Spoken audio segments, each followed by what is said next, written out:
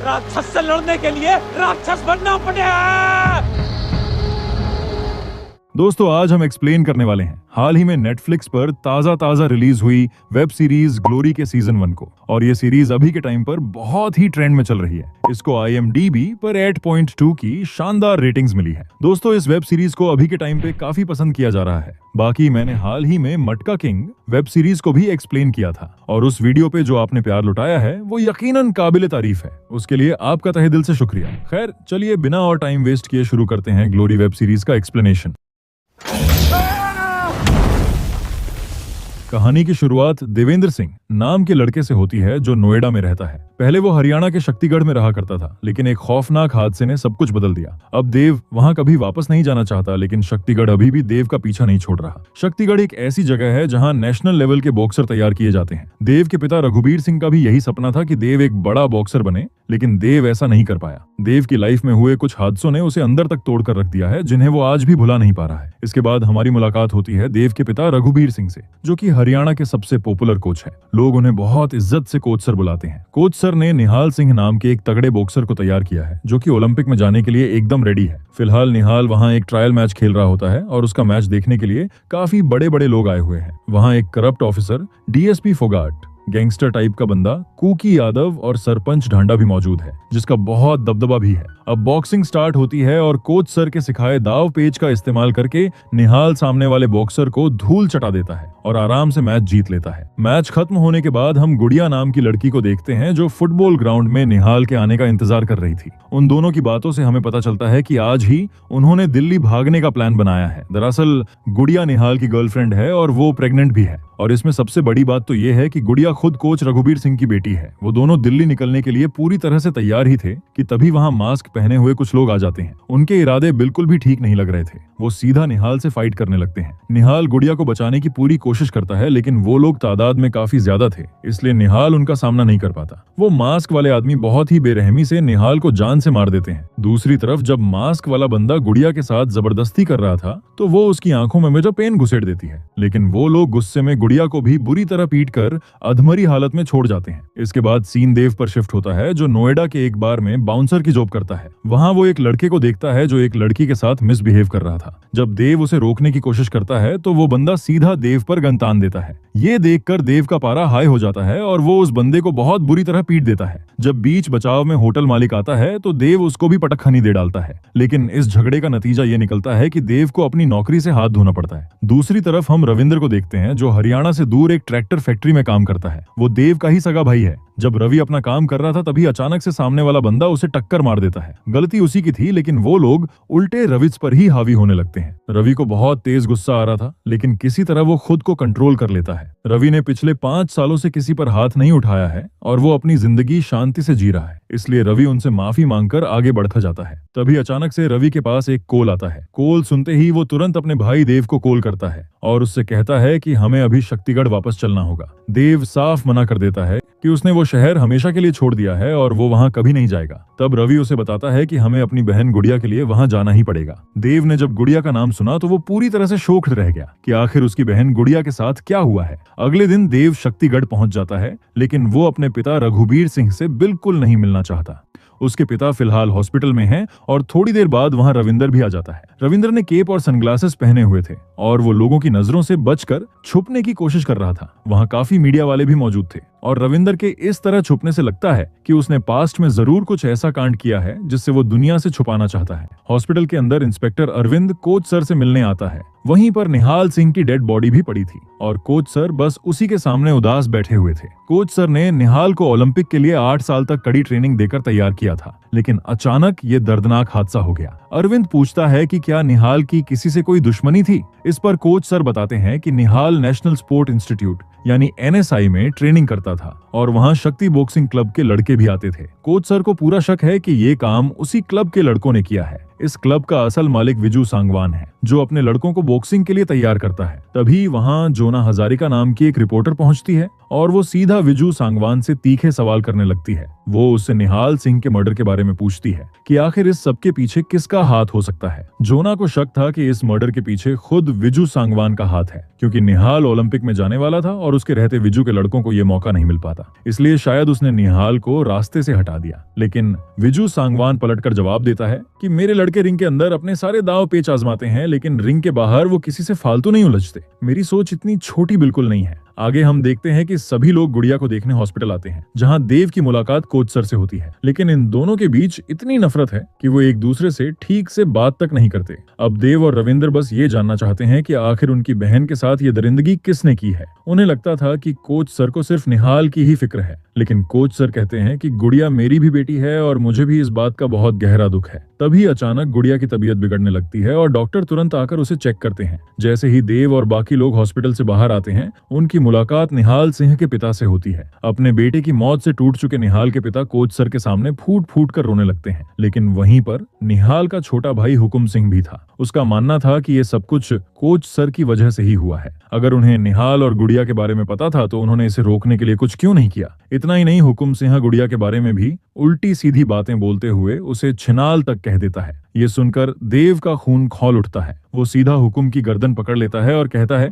कि साले तेरी जबान निकाल के चील कौवों को डाल दूंगा अगर मेरी बहन के बारे में कुछ भी अनाप शनाप बोला तो। इसके बाद इंस्पेक्टर अरविंद NSI की एकेडमी जाता है और वहां कोच और बाकी लोगों से पूछताछ शुरू करता है। उसे पता चलता है कि NSI के लड़कों का बाहर जाना बिल्कुल अलाउड नहीं है। वहां उसकी बात निहाल के रूम पार्टनर आदि से होती है। आदि बताता है कि निहाल बहुत डिसिप्लिन वाला लड़का था और उसे किसी पर कोई शक नहीं है। बाद में देव और रविंदर कोच सर के अखाड़े में पहुंचते हैं, जहां बॉक्सिंग की प्रैक्टिस चल रही थी। देव को यह देखकर बहुत गुस्सा आता है, क्योंकि गुड़िया तो हॉस्पिटल में जिंदगी और मौत से लड़ रही है और कोच सर यहाँ बॉक्सिंग क्लब में बैठे हैं। इसी बात पर देव और कोच सर के बीच तीखी बहस हो जाती है। देव गुस्से में चिल्लाकर कहता है कि सिर्फ आपकी वजह से ही आज मैं लंगड़ा हूँ। असल में देव का पैर घुटने के नीचे से कटा हुआ है और उसने एक नकली पैर लगाया हुआ है। देव अपनी इस हालत का जिम्मेदार सिर्फ अपने बाप को मानता है और इसीलिए वो उन्हें आज तक माफ नहीं कर पाया है। इस तीखी बहस के बाद देव तो हॉस्पिटल चला जाता है, लेकिन रविंदर कोच सर के पास ही रुक जाता है। कोच सर रविंदर को उसकी कार की चाबियां देते हुए कहते हैं कि मैंने ये कार सालों से ऐसे ही संभाल कर रखी है, अब ये तेरी अमानत है। इसके बाद रविंदर इंस्पेक्टर अरविंद से मिलता है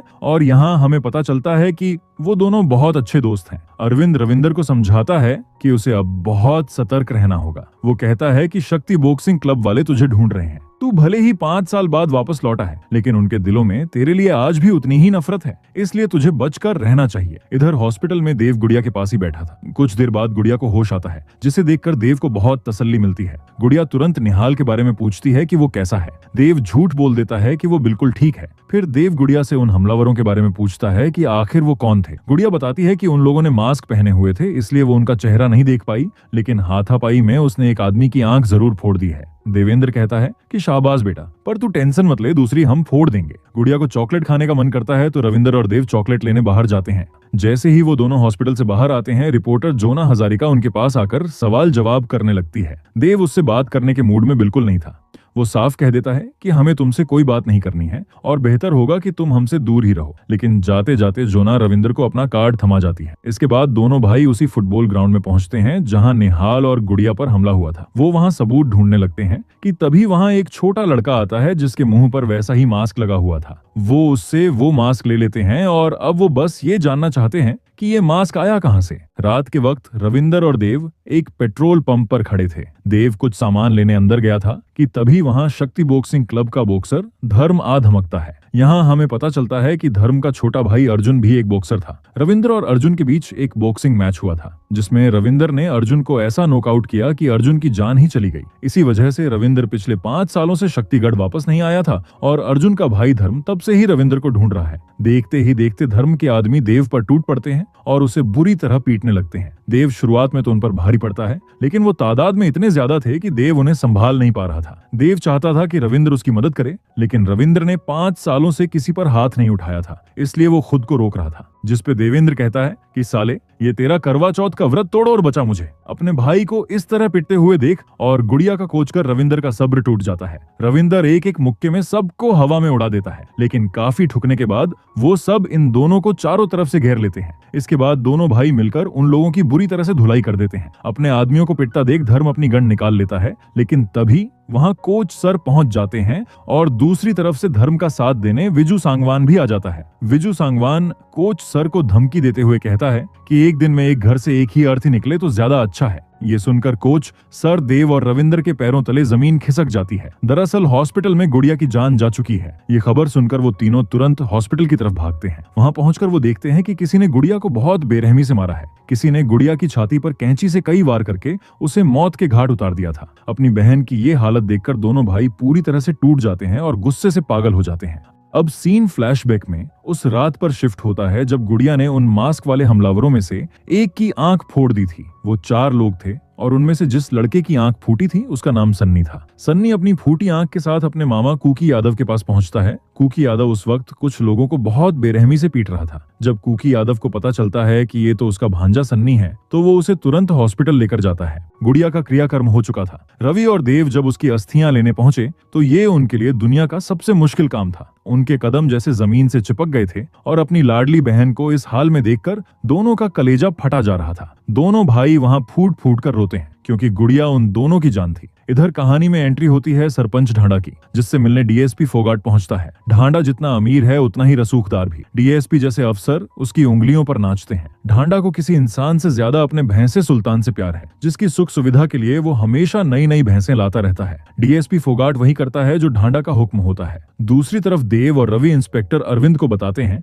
कि गुड़िया ने उस रात बहादुरी दिखाते हुए एक हमलावर की आंख फोड़ दी थी। अरविंद केस की तहकीकात कर ही रहा था कि उसकी पत्नी भारती उसके लिए खाना लेकर आती है, जिनकी हाल ही में शादी हुई है। तभी ढांडा के दबाव में आकर डीएसपी फोगाट अरविंद को केस से हटा देता है और खुद कमान संभाल लेता है। डीएसपी एक प्रेस कॉन्फ्रेंस बुलाकर सरासर झूठ बोल देता है कि गुड़िया का मर्डर महज एक एक्सीडेंट था जो चोरी के इरादे से आए कुछ लोगों ने किया। मतलब एक मर्डर को चोरी का एंगल दे रहे थे ये लोग। अब ये सुनकर दोनों भाई सन्न रह जाते हैं। वो अरविंद से मिलकर अपना गुस्सा जाहिर करते हैं। देवेंद्र तो उसको जूता निकाल के मारने पे आ जाता है। अरविंद बताता है कि ये सब ऊपर से मिली भगत है। अरविंद के हाथ कानून से बंधे थे, लेकिन उसने एक बड़ा सुराग ढूंढ निकाला था। उसे पता चला कि उस रात सनी नाम का एक लड़का एक क्लिनिक पर अपनी फूटी आंख का इलाज कराने आया था। ये सनी कोई और नहीं बल्कि बाहुबली कुकी यादव का भांजा है। देव और रवि बिना वक्त गंवाए उस डॉक्टर के पास पहुंचकर अपनी स्टाइल में सच उगलवा लेते हैं। उसी वक्त पुलिस स्टेशन में जोना हजारिका भी अरविंद से इसी केस के बारे में पूछताछ कर रही थी।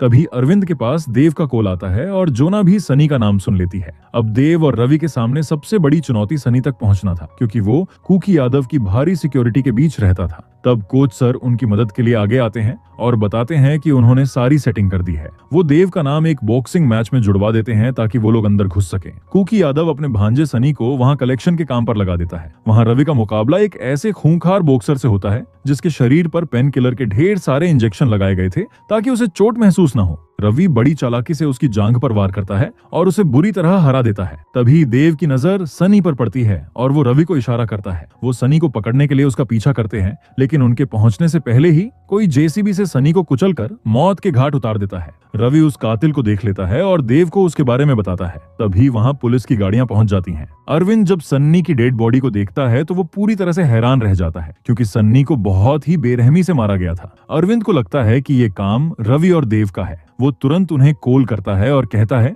कि तुमने ये बिल्कुल अच्छा नहीं किया। लेकिन रवि और देव साफ बताते हैं कि ये मर्डर उन्होंने नहीं किया है। उनके वहां पहुंचने से पहले ही कोई और सन्नी का काम तमाम कर चुका था। अब ये बात गैंगस्टर कुकी गुलाटी को पता चल जाती है कि उसके भांजे को किसी ने बहुत दर्दनाक मौत दी है, जिससे वो गुस्से से बौखला जाता है। आखिर कुकी गुलाटी कोई आम आदमी नहीं है और उसके भांजे पर हाथ डालना सीधे मौत को दावत देना था। इधर रवि और देव उस लड़के का पीछा करते हैं जिसने सन्नी को मारा था। जब वो उसे पकड़ते हैं तो पता चलता है कि वो लड़का कोई और नहीं बल्कि निहाल का छोटा भाई हुकुम है। देव जब हुकुम से पूछता है कि उसने ऐसा क्यों किया, तो हुकुम जवाब देता है कि जिस तरह तुम अपनी बहन गुड़िया का बदला लेना चाहते हो, उसी तरह मुझे भी अपने बड़े भाई निहाल की मौत का बदला लेना था। मुझे पता चल गया था कि सन्नी ने ही निहाल को मारा है। देव उसे समझाता है कि सन्नी सिर्फ एक मोहरा था, असली मास्टरमाइंड कोई और है। अब सन्नी के मरने से वो आखिरी सुराग भी खत्म हो गया जो हमें असली कातिल तक पहुंचा सकता था। देव हुकुम से पूछता है कि उसे सन्नी के बारे में कैसे पता चला। हुकुम बताता है कि रिपोर्टर जोना हजारिका उनके घर आई थी और उसी ने सन्नी का नाम लिया था क्योंकि उसने पुलिस स्टेशन में सन्नी के बारे में सुना था। ये सुनते ही देव का गुस्सा 7वें आसमान पर पहुंच जाता है। वो सीधा जोना के पास जाता है और उस पर बुरी तरह गरजने लगता है। देव जोना से कहता है कि सिर्फ तुम्हारी एक गलती की वजह से आज किसी की जान चली गई। मैंने तुझे पहले भी बोला था कि मेरे फट्टे में टांग मत अड़ा। तेरी इस हरकत से अब शायद हम कभी नहीं जान पाएंगे कि गुड़िया और निहाल को किसने मारा था। देवेंद्र धमकी देता है कि अगर दोबारा मेरे रास्ते में आई तो बोटी बोटी कर डालूंगा। ये कहकर देवेंद्र तो निकल जाता है, लेकिन पीछे जोना बहुत डर जाती है। घबराकर वो बिलख बिलख के रो पड़ती है। दूसरी तरफ विजू सांगवान एनएसआई के हेड के पास पैसों से भरा बैग लेकर पहुंचता है। वो पैसों के दम पर उन्हें खरीदना चाहता था ताकि उसके बॉक्सिंग क्लब के लड़कों को मौका मिल सके, लेकिन तभी वहां कोच सर आ जाते हैं और विजू से कहते हैं कि यहाँ पैसे फेंकने की कोई जरूरत नहीं है। मेरे पास अभी भी एक ऐसा लड़का है जो निहाल की जगह ले सकता है। इसके बाद कोच सर अपने एक नए लड़के राका को ट्रेनिंग देना शुरू कर देते हैं। हालांकि राका में वो बात बिल्कुल नहीं है जो निहाल में थी, लेकिन फिर भी कोच सर उसे जी जान से तैयार करने में लगे हुए थे।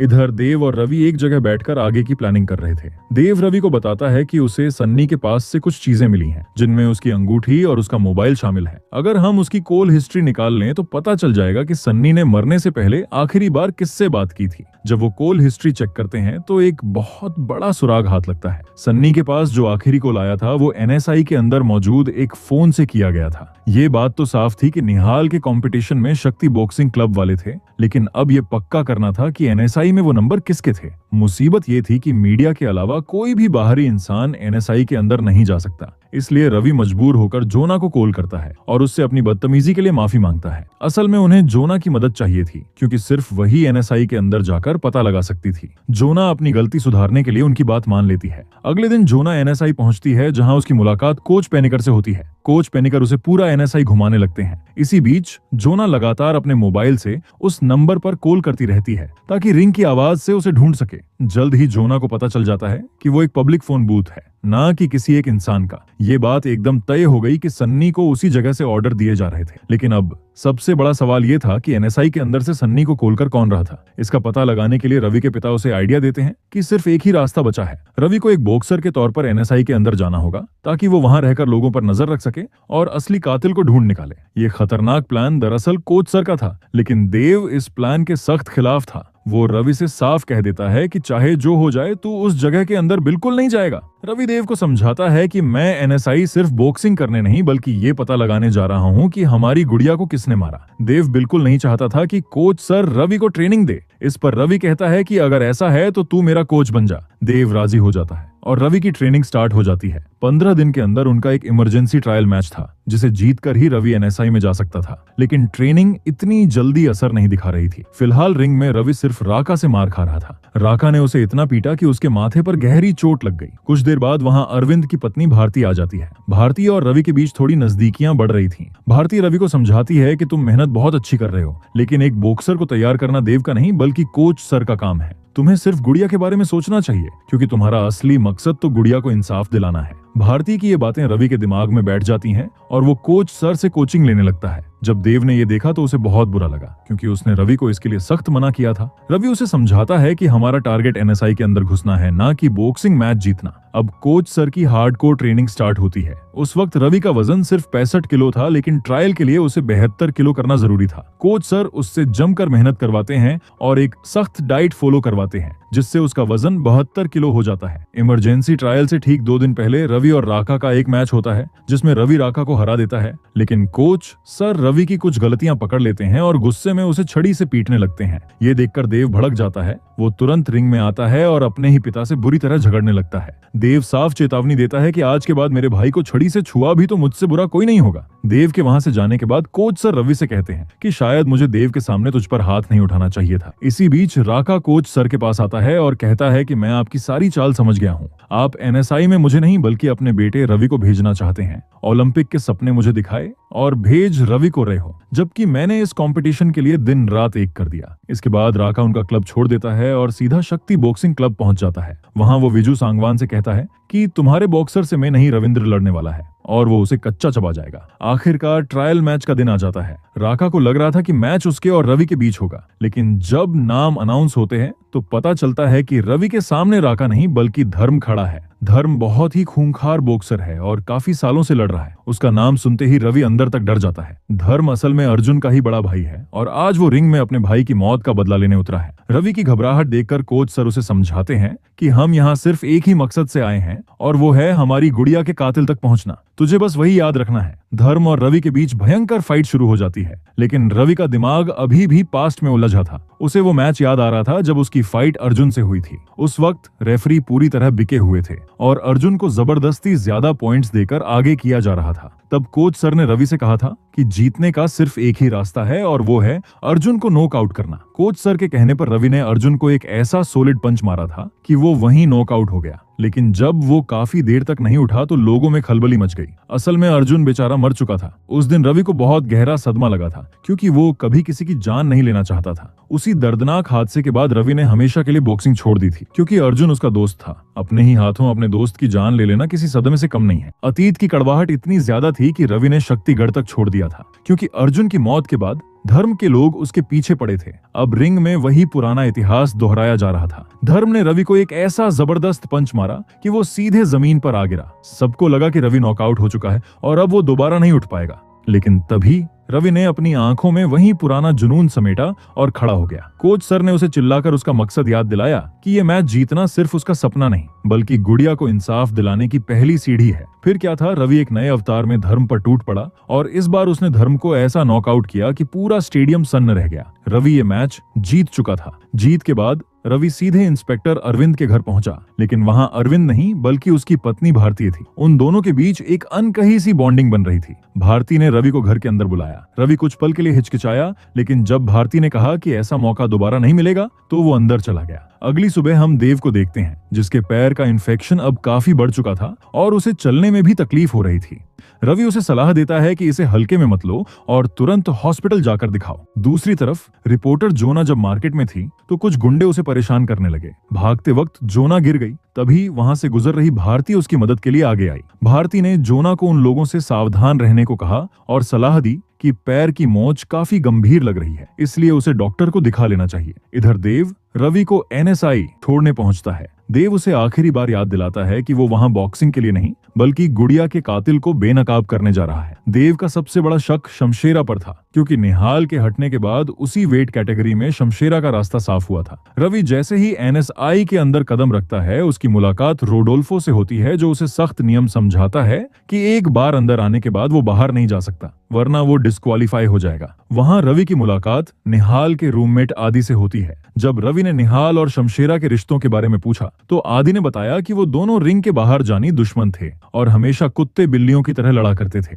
तभी शमशेरा की नजर रवि पर पड़ती है और माहौल में एक अजीब सा तनाव फैल जाता है। वहीं देव जब अपने पैर का इलाज कराने हॉस्पिटल पहुंचता है तो वहां कुकी यादव के लोग पहले से घात लगाए बैठे थे। पहलवान और उसके साथी देव को बेरहमी से पीटकर कुकी यादव के पास ले जाते हैं। कुकी यादव गुस्से में पागल था। उसने देव की बॉडी पर ढेर सारे एक्सप्लोसिव लगा दिए। उसे यकीन था कि सन्नी को देव ने ही मारा है। देव ने बड़ी मुश्किल से कुकी को समझाया कि उसने सन्नी को नहीं मारा, वो तो खुद असली कातिल की तलाश में है। कुकी उसकी बात मान तो गया, लेकिन उसकी फितरत धोखे वाली थी। उसने अपने आदमी से कहा कि जैसे ही देव यहाँ से निकले बटन दबा देना। मौत देव के बिल्कुल करीब थी। तभी ऐन वक्त पर अरविंद पुलिस फोर्स के साथ वहां पहुंच गया। पुलिस ने पहलवानों को धर दबोचा और देव की जान बच गई। हालांकि कुकी यादव वहां से भागने में कामयाब रहा। बाद में पता चला कि आज देव की जान जोना की वजह से बची है, क्योंकि जोना ने ही हॉस्पिटल में उन गुंडों को देखा था और तुरंत अरविंद को खबर कर दी थी। उधर NSI के अंदर शमशेरा और रवि का आमना सामना होता है और उनकी पहली मुलाकात ही काफी कड़वी रहती है। शमशेरा रवि को धमकी देता है कि अगर वो उसके रास्ते में आया तो अंजाम बहुत बुरा होगा। यहीं रवि की मुलाकात ज्योतिका नाम की एक लड़की से होती है, जो खुद भी एक बॉक्सर है। जोना ने देव की जान बचाई थी, इसलिए अब उन दोनों के बीच एक अच्छी दोस्ती हो गई थी। बातों बातों में जोना देव से पूछ बैठती है कि आखिर उसका पैर कैसे टूटा। देव को ऐसी पर्सनल बातें करना पसंद नहीं था, लेकिन जोना ने उसकी जान बचाई थी, इसलिए वो अपना दर्द शेयर करता है। देव बताता है कि मेरे दादाजी ओलंपिक में गए थे और उन्होंने बॉक्सिंग में नाम और सिल्वर मेडल दोनों कमाए। मेरे पिता ने भी वही राह चुनी, लेकिन उनकी भूख कभी नहीं मिटी। वो चाहते थे कि देश के लिए ओलंपिक में गोल्ड आए। इसी पागलपन में उन्होंने मुझे बॉक्सिंग के लिए मजबूर किया, लेकिन मुझे बॉक्सिंग अच्छे से नहीं आती थी और इसी बात पर वो मुझे बहुत बुरी तरह पीटते थे। एक दिन तो हद ही हो गई। उन्होंने मेरे पैर पर इतने खतरनाक तरीके से वार किया कि मैं चलने लायक नहीं रहा। मैं घर से भाग गया, लेकिन कुछ दिनों बाद जब मैं लौटा तो पैर में इतना भयंकर इन्फेक्शन फैल चुका था कि उसे काटना ही पड़ा। इसीलिए मैं अपने पिता को आज तक माफ नहीं कर पाया हूँ और शायद कभी कर भी नहीं पाऊंगा। इधर एनएसआई में शमशेरा और उसके दोस्त जैसे ही अपने रूम से बाहर निकलते हैं, रवि चुपचाप उनके कमरे में घुस जाता है। वो शमशेरा की पानी की केन में कुछ मिला देता है और बाहर आकर कोच सर को मैसेज करता है कि काम हो गया। इसका मतलब कोच सर ने कोई बड़ा प्लान बनाया है। दूसरी तरफ देव और जोना अब एक दूसरे के काफी करीब आ चुके थे। उनके बीच की नजदीकियां इतनी बढ़ गई थीं कि वो एक दूसरे को किस करने ही वाले थे कि अचानक जोना रुक जाती है। वो देव से कहती है कि मुझे तुम्हें कुछ सच बताना है। जोना खुलासा करती है कि उसने देव से झूठ बोला था। वो अब कोई रिपोर्टर नहीं है क्योंकि उसका जर्नलिस्ट कार्ड 6 महीने पहले ही एक्सपायर हो चुका है। सबसे बड़ी बात तो ये थी कि वो निहाल को पहले से जानती थी। निहाल ने उसे गुड़िया और उसकी प्रेगनेंसी के बारे में सब कुछ बता दिया था और दिल्ली शिफ्ट होने के लिए जोना की मदद मांगी थी। लेकिन उस वक्त जोना खुद दर दर की ठोकरें खा रही थी। उसके पास रहने का कोई ठिकाना नहीं था, इसलिए उसने निहाल की मदद करने से मना कर दिया था। जोना खुद को कोसते हुए कहती है कि अगर मैंने उस दिन उनकी मदद की होती तो आज वो दोनों जिंदा होते। उधर एनएसआई में अचानक से एंटी डोपिंग टीम पहुंच जाती है, जो कि 2 हफ्तों में उनका दूसरा राउंड था। रवि सीधा शमशेरा के पास जाता है, जो उसी केन से पानी पी रहा था। रवि उसे बताता है कि मैंने तेरे पानी में एसेटोजोलामाइड नाम का ड्रग मिला दिया है और अब जब तेरा यूरिन टेस्ट होगा तो तू पक्का डोपिंग में फंसेगा। ये सुनकर शमशेरा के होश उड़ जाते हैं और वो गिड़गिड़ाते हुए रवि से पूछता है कि आखिर उसे क्या चाहिए।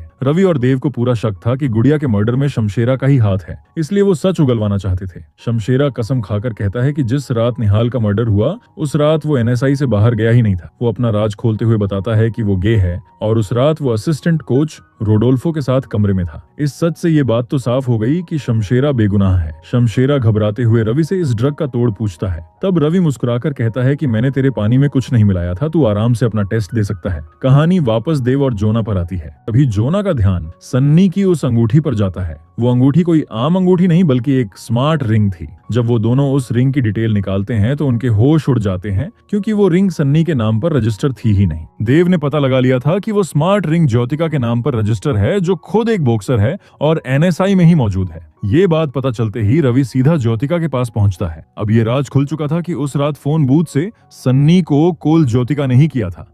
ज्योतिका रवि को सारा सच बता देती है कि वो और सन्नी रिलेशनशिप में थे। सन्नी ने ही उससे कहा था कि जैसे ही निहाल एनएसआई से बाहर निकले वो उसे कॉल कर दे। ज्योतिका कहती है कि उसने बस सन्नी की इतनी सी मदद की थी और उसे आगे के प्लान के बारे में कुछ नहीं पता था। वो रवि को बताती है कि अगर सन्नी के बारे में कुछ और जानना है तो वो कपिल से पता कर सकता है, क्योंकि कपिल सन्नी का बेस्ट फ्रेंड है। दूसरी तरफ कपिल सरपंच ढांडा के फार्म हाउस पर काम करता है। रवि का एनएसआई आने का मकसद पूरा हो चुका था, इसलिए वो वहां से निकलने लगता है। आदि उसे बहुत समझाता है कि भैया अगर आप बाहर गए तो आप हमेशा के लिए डिस्क्वालीफाई हो जाएंगे, लेकिन रवि नहीं रुकता। उधर कपिल को भी डर सता रहा था कि दोनों भाई उसे मारने कभी भी आ सकते हैं। वो ढांडा से मदद मांगता है और ढांडा उसे तसल्ली देता है कि सिक्योरिटी और बढ़ा दी गई है, उसे डरने की कोई जरूरत नहीं है। लेकिन तब तक रवि और देव ढांडा के फार्म हाउस में घुस चुके थे। वो चुपचाप अंदर जाकर वहां के आदमियों का सफाया करने लगते हैं और आखिरकार कपिल उनके हाथ लग ही जाता है। वो उसे घसीटते हुए अपने साथ ले जाने लगते हैं, लेकिन रास्ते में ढांडा के बहुत सारे आदमी आ जाते हैं। उन्हें डराने के लिए देव एक ग्रेनेड की पिन निकाल देता है, लेकिन तभी ढांडा का प्यारा भैंसा सुल्तान वो ग्रेनेड खा लेता है और अगले ही पल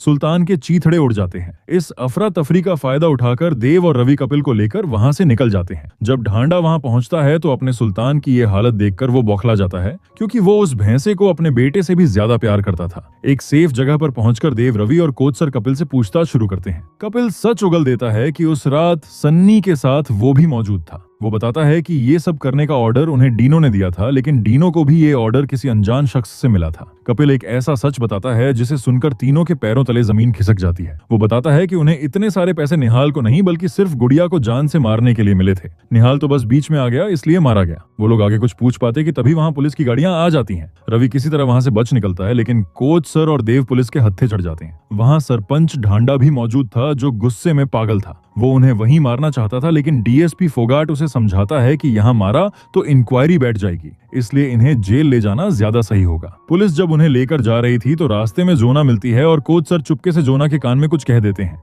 इधर रवि किसी तरह छुपते छुपाते अरविंद के घर पहुंचता है। वो बुरी तरह इंजर्ड था और उसे पता था कि अगर वो बाहर दिखा तो पुलिस उसे भी अरेस्ट कर लेगी। अब सिर्फ अरविंद ही उसकी मदद कर सकता था। जेल में ढांडा और फोगाट ने देव और कोच सर की मौत की पूरी प्लानिंग कर ली थी। वो उन्हें पहलवानों वाले सेल में डलवाना चाहते थे ताकि वो लोग इन्हें पीट पीट कर मार डालें। लेकिन तभी इंस्पेक्टर फिरोज उनकी मदद के लिए आगे आता है और उन्हें एक अलग सेफ सेल में शिफ्ट कर देता है। दरअसल फिरोज के बेटों को कोच सर ने ही बॉक्सिंग सिखाई थी, जिसकी वजह से वो आज एक अच्छे मुकाम पर है और फिरोज ने आज अपना वही एहसान चुकाया था। दूसरी तरफ रवि भारती से मिलता है और उसे बताता है कि रवि आज तक इस बात को नहीं भुला पाया है कि अर्जुन की मौत का जिम्मेदार वही था। उस दर्द को वो आज भी झेल रहा है और वो बिल्कुल नहीं चाहता कि अब देव के हाथों भी किसी की जान जाए। जब रवि वापस बॉक्सिंग रिंग में उतरा तो उसे ऐसा लगा जैसे उसे एक नई जिंदगी मिल गई है और वो एक नई शुरुआत कर सकता है। भारती भी रवि को यही समझाती है कि तुम्हें सब कुछ भुलाकर एक नई शुरुआत करनी चाहिए। अगर आज गुड़िया हमारे बीच होती या कहीं से तुम्हें देख रही होती तो वो भी तुमसे यही कहती। इधर जेल में देव और कोच सर के बीच बुरी तरह झगड़ा हो जाता है। देव गुस्से में कोच सर को ताना मारता है कि अगर आपने अपना बॉक्सिंग क्लब पहले ही बेच दिया होता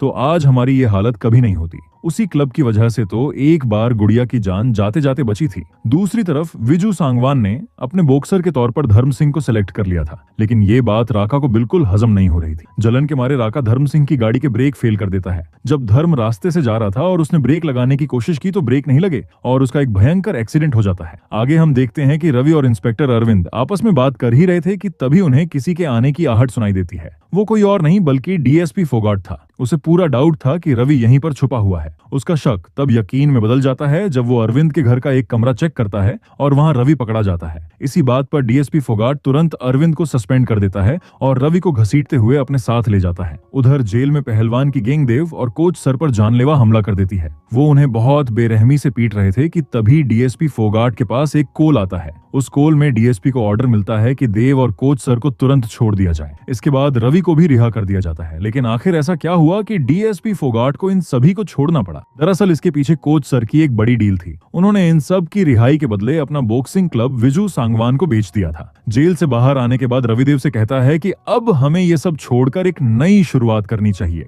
लेकिन देव उसकी बात मानने से साफ इनकार कर देता है। देव कहता है कि तू अपना मकसद भूल गया है, तू बदल गया है, अब तुझे सिर्फ बॉक्सिंग करनी है, वो बॉक्सिंग जिसने हमसे हमारा सब कुछ छीन लिया। इसी बात पर दोनों भाइयों के बीच भारी झगड़ा होता है और दोनों के रास्ते अलग हो जाते हैं। चूंकि अब कोच सर और रवि पर से सारे चार्जेस हट चुके थे, इसलिए वो वापस एनएसआई कोच पेनिकर के पास जाते हैं ताकि रवि फिर से एनएसआई ज्वाइन कर सके। रवि कोच पेनिकर को बहुत समझाता है कि मैं इसके काबिल हूँ और इसके अलावा मुझे और कुछ नहीं आता, लेकिन पेनिकर साफ मना कर देते हैं और कहते हैं कि एनएसआई में अब तुम्हारे लिए कोई जगह नहीं है। दूसरी तरफ देव अब डिनो को ढूंढने में लग जाता है। कपिल ने उसे सिर्फ 2 बातें बताई थी, डिनो और हिसार, लेकिन देव को कुछ समझ नहीं आ रहा था कि वो इतने बड़े हिसार में डिनो को कैसे ढूंढेगा। अब कोच सर और रवि के पास कुछ नहीं बचा था, इसलिए वो अपने उस पुराने घर में वापस लौट जाते हैं जहां कभी उनके पिता कमलेश सिंह रहा करते थे। वो एक ओलंपिक बॉक्सर थे, उन्होंने भी वहीं से जीरो से शुरुआत की थी और आज कोच सर और रवि भी वहीं से अपनी जीरो से शुरुआत करने वाले थे। इसके बाद हम सस्पेंड हो चुके अरविंद को देखते हैं, जो अपने एक साथी पुलिस वाले के साथ बैठकर शराब पी रहा था। अरविंद को घर पहुंचने में लेट होने वाला था, इसलिए भारती रवि से मिलने पहुंच जाती है। दोनों एक साथ वक्त बिताते हैं और यहीं पर भारती अपनी जिंदगी का एक बहुत ही काला और डरावना सच खोलती है। वो बताती है कि वो कभी झारखंड में रहा करती थी, लेकिन वहां से यहाँ तक कैसे पहुंची ये बात कोई नहीं जानता। उसके माता पिता बहुत गरीब थे और उन्होंने महज 500 रुपए के लालच में उसे बेच दिया था, जिसके बाद उसे मजबूरी में अरविंद के पास आना पड़ा। भारती आगे जो बताती है वो और भी खौफनाक था। वो कहती है कि मैं हर महीने झारखंड जाती हूँ, ये बात तो तुम्हें पता है, लेकिन ये नहीं पता कि मैं वहां से लड़कियां खरीद कर लाती हूँ। जो जुल्म मेरे साथ हुआ अब मैं वही काम करने लगी हूँ। ये भयानक सच सुनकर रवि पूरी तरह से सन्न रह जाता है कि जो दर्द तुमने खुद झेला है वही दर्द तुम दूसरी मासूम लड़कियों को कैसे दे सकती हो। भारती गुस्से में कहती है कि किन माता पिता के बारे में बात कर रहे हो, किन माता पिता की बेटियों के बारे में बात कर रहे हो। जिन माता पिता की बेटियां होती हैं ना, वो उन्हें चंद रुपयों में बेच देते हैं। इसके बाद हम देखते हैं कि देव और जोना कोच सर के घर जाते हैं। वहां जाकर वो गुड़िया की चीजों को चेक करने लगते हैं ताकि कोई सबूत मिल सके। वो सारी चीजों को छानते हैं और फिर एक ड्राइंग बुक में उन्हें निसी नाम लिखा हुआ दिखाई देता है।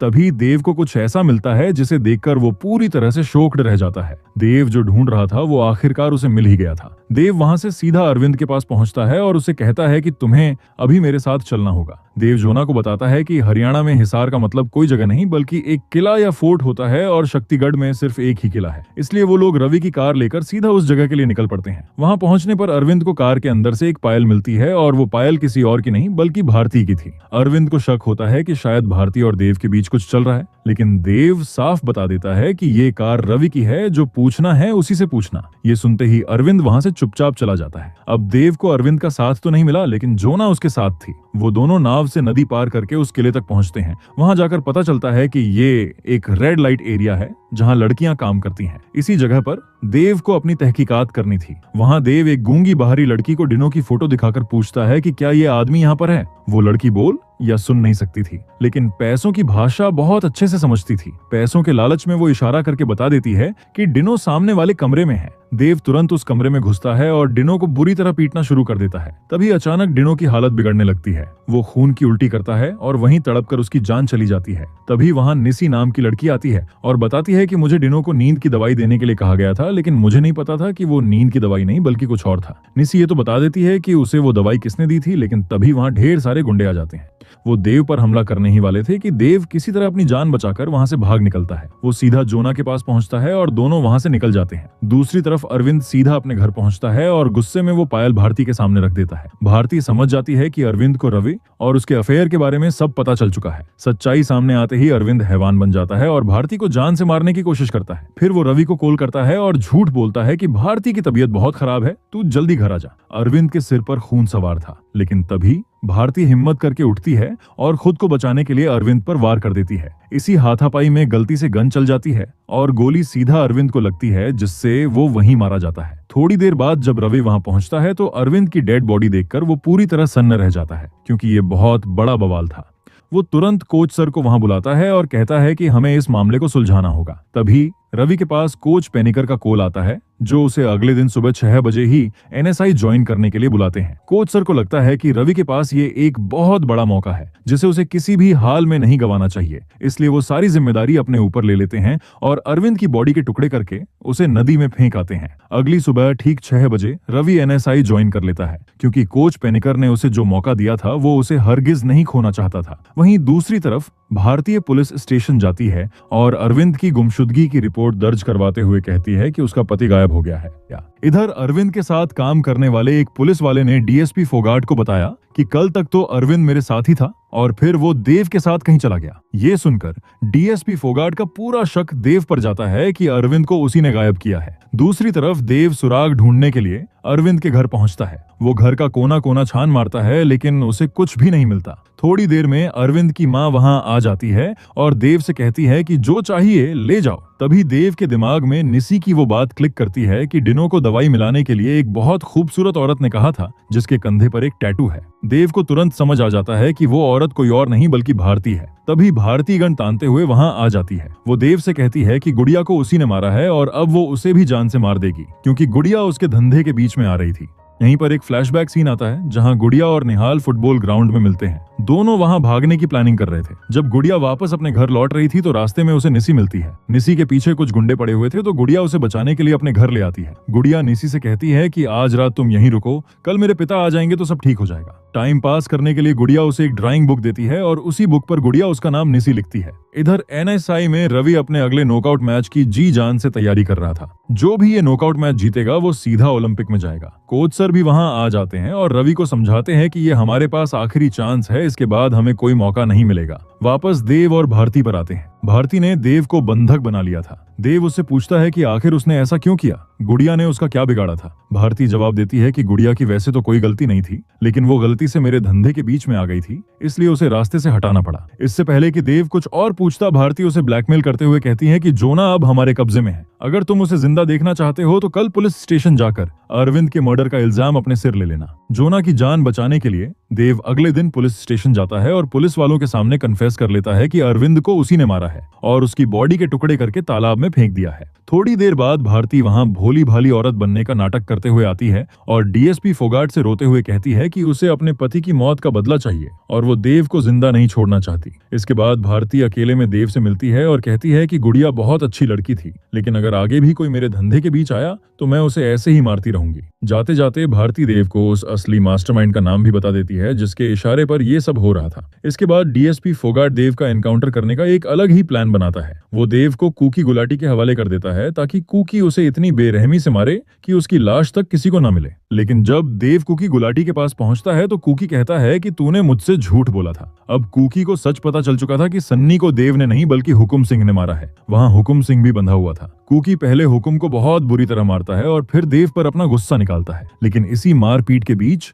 देव को एक मौका मिल जाता है। वो कुकी गुलाटी से फाइट करता है और उसके हाथ से गन छीनकर वहां से भागने में कामयाब हो जाता है। दूसरी तरफ एनएसआई में नॉकआउट मुकाबले शुरू हो चुके थे। रवि रिंग में आग लगा रहा था और एक के बाद एक बॉक्सर को नॉकआउट करके आगे बढ़ता जा रहा था। उसने शमशेरा तक को धूल चटा दी थी और अब फाइनल में रवि के सामने सिर्फ एक ही बॉक्सर बचा था और उसका नाम राका था। जब रवि यहाँ पर नहा रहा होता है कि तभी यहाँ पर उसकी बाथरूम में कोई एक आदमी आता है और वो उसे एक चाकू मारकर यहाँ से चला जाता है। यहाँ पर रवि को बहुत सारी ब्लीडिंग होती है और वो काफी कमजोर हो चुका था। दूसरी तरफ हम देखते हैं देव को, जिसे जोना के बारे में मालूम था कि वह कहाँ पर मौजूद है। तब यहाँ पर देव जो है वह जोना के पास जाता है और उसे वहां से रिहा करवाता है और यहाँ रवि की हालत काफी ज्यादा खराब हो चुकी थी। उसे जब इंजेक्शन लगाया गया तो ब्लीडिंग बहुत ज्यादा हो चुकी थी और इसी वजह से अब रवि जो है वह लड़ने की हालत में नहीं था।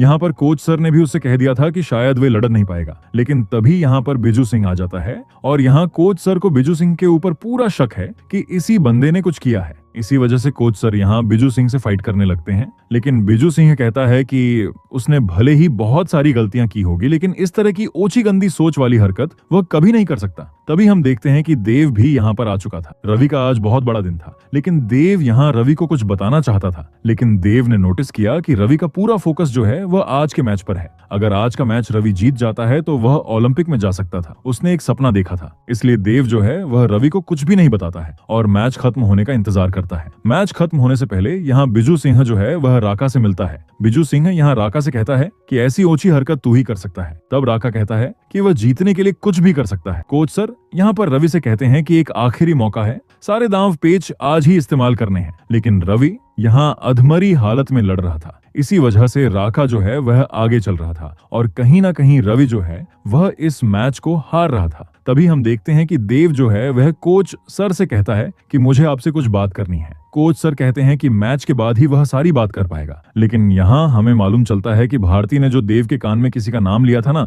वह कोई और नहीं बल्कि कोच सर थे। कोच सर के साथ ही मिलकर भारती ने यह काम किया था और अब यहाँ पर देव जो है वह उन्हें चलने के लिए कहता है, वरना वो उन्हें यहीं पर मार डालेगा। देव को यहाँ कोच सर की असलियत मालूम चल चुकी थी। इसके बावजूद कोच सर का पूरा ध्यान जो है वह मैच पर था। देव यहाँ कोच सर से जानना चाहता है कि आखिरकार उन्होंने ऐसा क्यों किया। तो यहाँ कोच सर कहते हैं कि मेरी जिंदगी में बॉक्सिंग से बढ़कर कुछ भी नहीं है। मैंने निहाल सिंह को 8 साल दिए हैं। 8 साल तक कड़ी मेहनत करने के बाद उसे तैयार किया था, लेकिन जब उन्हें निहाल सिंह और गुड़िया के बारे में मालूम चला तो वह हैरान थे। और जब उन्हें यह बात मालूम चली कि गुड़िया जो है वह प्रेग्नेंट है, तो उन्होंने सोचा कि अब बात जो है वह बहुत आगे बढ़ चुकी है। उसकी 8 साल की कड़ी मेहनत जो है वह इस तरह से वह बर्बाद नहीं होने दे सकता, क्योंकि बॉक्सिंग जो है वह सबसे ऊपर है, फैमिली उसके बाद ही है। तो जब गुड़िया ने नीसी को घर लेकर आई थी, तभी यहाँ पर कोच सर ने सारे प्लानिंग कर ली थी। उन्हें भारती के बारे में मालूम चल गया था कि भारती के कांटेक्ट में बहुत सारे लोग हैं और वह यह काम आसानी से कर सकती है। भारती यहाँ पर कोच सर का काम करने के लिए इसलिए मान गई क्योंकि यहाँ पर कोच सर ने नीसी को भारती के हवाले कर दिया था और अब भारती को गुड़िया को मारने का काम मिल चुका था। तो प्लान सिर्फ गुड़िया को मारने का था और निहाल सिंह को तो प्रोटेक्ट करने का था, लेकिन वहाँ निहाल सिंह जो है वह गुड़िया को बचाने लगा था। इसी वजह से लड़ाई में निहाल सिंह मारा जाता है। ये सारी बातें सुनने के बाद देव जो है वह बहुत ही ज्यादा हैरान रह चुका था कि आखिरकार एक बाप अपनी बेटी को कैसे मरवा सकता है। कोच सर कहते हैं कि मैंने तुझसे पहले भी कहा है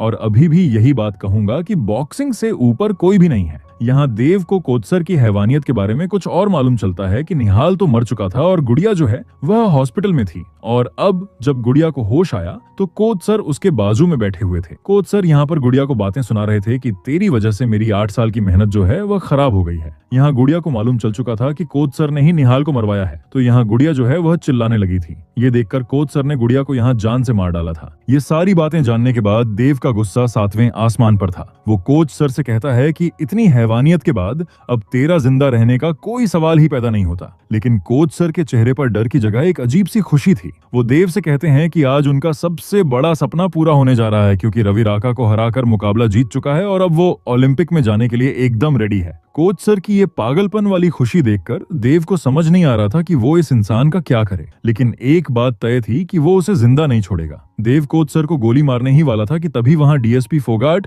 अपने पुलिस फोर्स के साथ पहुंच जाता है। वो लोग देव को रोकने की पूरी कोशिश करते हैं। एक पल के लिए ऐसा लगता है कि शायद डीएसपी फोगाट कोच सर को बचा लेगा, लेकिन देव ने अपना फैसला कर लिया था। उसे पता था कि गुड़िया के कातिल को जिंदा रहने का कोई हक नहीं है। पुलिस के रोकने के बावजूद देव ट्रिगर दबा देता है और कोच सर को वहीं गोली मार देता है। और इसी के साथ इस सस्पेंस से भरी वेब सीरीज की कहानी यहीं पर खत्म हो जाती है। उम्मीद करता हूँ दोस्तों आपको ये वेब सीरीज बहुत पसंद आई होगी। अगर कहानी अच्छी लगी हो तो वीडियो को लाइक करके चैनल को सब्सक्राइब जरूर कीजिएगा, क्योंकि ऐसी वेब सीरीज की वीडियोस बनाने में बहुत मेहनत लगती है। मिलते हैं एक और मजेदार वीडियो के साथ, तब तक के लिए आप हमारे चैनल के साथ बने रहिए। तब तक के लिए धन्यवाद।